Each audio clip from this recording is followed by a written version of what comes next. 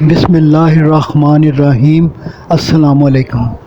پارہ 17 سورہ حج، رکوع نمبر 1۔ فرمایا، لوگو اپنے رب سے ڈرو، قیامت کے دن دودھ پلانے والی بچوں کو دودھ پلانا بھول جائیں گی، حمل والیوں کے حمل گر جائیں گے، اللہ کا عذاب دیکھ کر لوگوں کے ہوش اڑے ہوں گے۔ فرمایا، بعض بے علم اللہ میں جھگڑتے اور ابلیس کے پیرو ہیں، شیطان کے رفیقوں کا راستہ دوزخ کو پہنچتا ہے۔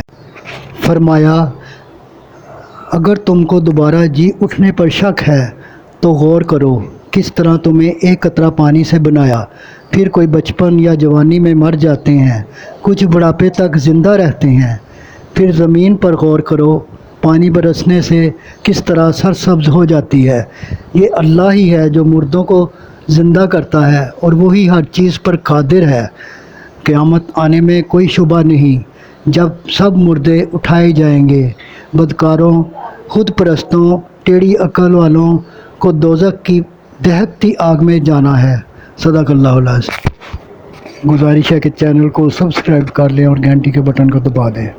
دعا ہے کہ اللہ تعالیٰ آپ کو صحت و تندرستی والی زندگی عطا فرمائے۔ آمین آمین آمین یا رب العالمین۔